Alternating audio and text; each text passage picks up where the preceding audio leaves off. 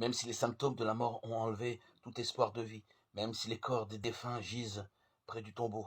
Cependant, la voix de Dieu, les cadavres déjà prêts à se décomposer, se relèvent, retrouvent la parole. Le fils est rendu à sa mère. Il est rappelé du tombeau. Il en est arraché.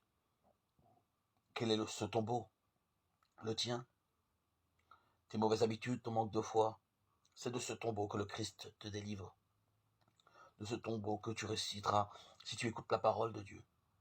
Même si ton péché est si grave que tu ne peux le laver toi-même par les larmes de ton repentir, l'Église, ta mère, pleurera pour toi, elle qui intervient pour chacun de ses fils, comme une mère veuve pour son fils unique, car elle compatit par une sorte de souffrance spirituelle qui lui est naturelle. Lorsqu'elle voit que ses enfants sont entraînés vers la mort par des vices funestes, qu'elle pleure donc cette pieuse mère, que la foule l'accompagne, que non seulement une foule, mais une foule considérable compatisse à cette tendre mère. Alors tu réciteras dans ton tombeau, tu en seras délivré. Les porteurs s'arrêteront, tu te mettras à dire des paroles de vivant. Tous seront stupéfaits. L'exemple d'un seul en corrigera beaucoup, et ils loueront Dieu de nous avoir accordé de tels remèdes pour éviter la mort.